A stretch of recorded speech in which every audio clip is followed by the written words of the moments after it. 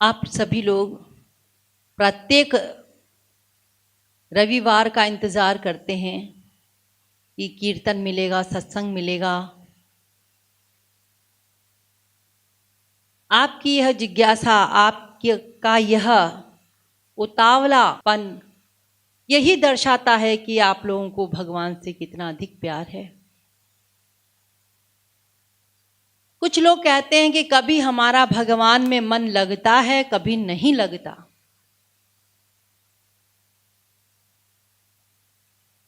तो चूंकि हमारे प्रारब्ध, हमारे संस्कार ये अप डाउन होते रहते हैं। कभी हमारे संस्कार अच्छे हैं तो हमारा अच्छा मन भगवान में लग जाता है, बहुत अधिक लग जाता है।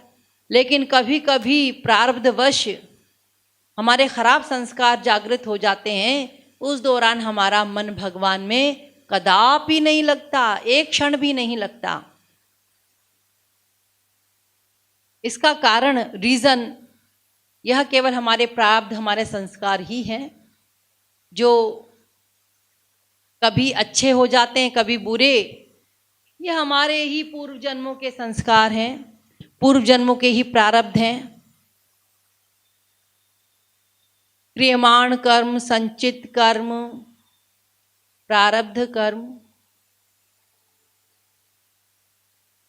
तो चूंकि उनमें से ही भगवान कुछ हम लोग को भुगवाने के लिए दे देते हैं, और जिस कारण से कभी हमारे संस्कार अच्छे नहीं होते, हमारे प्रारब्ध अच्छा नहीं होता, तो हमारा मन नहीं लगता भगवान में। और कभी कभी अत्यधिक संसार में आसक्ति के कारण भी मन नहीं लगता। प्रत्येक दिन, प्रत्येक क्षण, चूंकि हम संसार में रहते हैं, माया के अंडर में रहते हैं, तो यह मन यदि भगवान में नहीं अटका, नहीं लगा, तो संसार में कहीं ना कहीं तो ये लगेगा ही। मन चूंकि चुप नहीं रह सकता, मन सदा ही कुछ ना कुछ करता ही रहेगा। ये चुप नहीं रह सकता, ये अकर्मा नहीं रह सकता। प्रत्येक क्षण यह मन चलायमान है। तो ये मन चूंकि माया का बना है, संसार माया का है, तो यहाँ माया के संसार में ये मन बहुत अधिक जल्दी लग जाता है और भगवान में लगता नहीं है, क्योंकि अनादिकाल से हमने प्रयास नहीं किया, अभ्यास नहीं किया, मेहनत नहीं की। तो जो हम लोग कीर्तन इत्यादि करते भी हैं, ये जो साधना नाम दिया है, ये साधना क्या है? भगवान में मन लगाने का अभ्यास, मेहनत, प्रयास, प्रैक्टिस। भगवान में यह मन लगे, उस प्रैक्टिस का नाम ही साधना है। और वही हर रविवार को यहाँ पर होती है, श्री गुरुदेव की आज्ञा से, कि मैं भी करूं और मेरे साथ आप सभी लोग करें। और देखिए, 5 चीजें जन्म के पहले निर्धारित हो जाती हैं।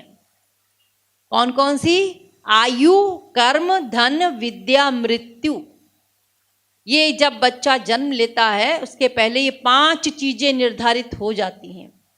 कितना जिएगा, कितनी उम्र होगी इसकी, आयु, कर्म, धन कितना मिलेगा, विद्या, पढ़ाई लिखाई कितनी करेगा,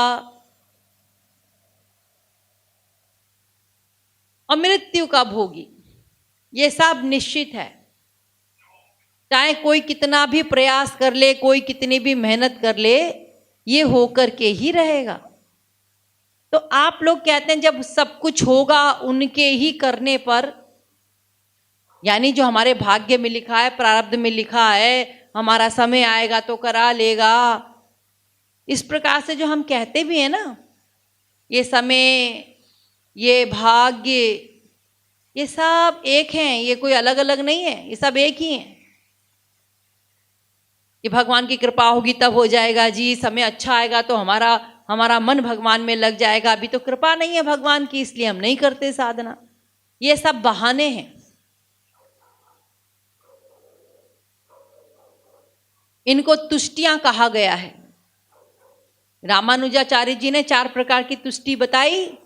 भगवत तुष्टि, काल तुष्टि, शरण वरण तुष्टि। तो देखो, ये जो हम कहते हैं अजी समय आएगा तो हो जाएगा, भगवान की कृपा होगी तो हो जाएगा, ये सब बहाने हैं हमारे।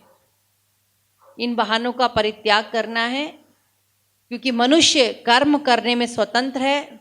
वो इसी मानव देह जो मिला है, अमूल्य मानव देह, अनमोल मानव देह को प्राप्त करके, अनमोल श्री गुरुदेव को प्राप्त करके, जो राधा कृष्ण के युगल स्वरूप रूपी हमें गुरुदेव मिले, जिन्होंने भक्ति सरल रूप में हम लोग को बताई करने के लिए कि केवल मन को लगा दो, बस इतना ही हमें करना है कि भगवान में किसी प्रकार से इस मन को लगा दें।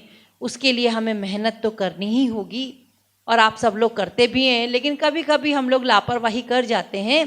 उस लापरवाही का परित्याग करना है, सतर्क रहना है। ये संसार में तो हम अनेक बार आ भी जाएंगे, लेकिन मानव देह मिलेगी या नहीं ये कह नहीं सकते, ये असंभव है। क्योंकि अभी हमने कुछ नहीं किया तो अगले मानव देह में क्या कर लेंगे, फिर बहाने रहेंगे हमारे पास। इसलिए इसी मानव देह में हमें सदुपयोग करना है। और चलो अगले बार मानव देह मिल भी गई, मान लिया, तो फिर हम वही गलती करेंगे जो इस बार कर रहे हैं।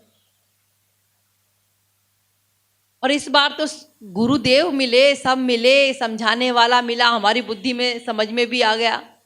अगर अब भी ना करें तो ये कोई जरूरी नहीं है कि हमको अगले जन्म में भी गुरुदेव सही सही मिल जाएंगे।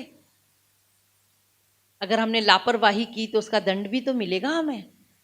इसलिए हमें इसका ध्यान रखते हुए साधना का अभ्यास करना है। आलस्य को और लापरवाही को छोड़ना होगा, तभी हम सच्चे साधक कहलाएंगे। जय श्री राधे। सबको राधे राधे। हमारी राधे राधे।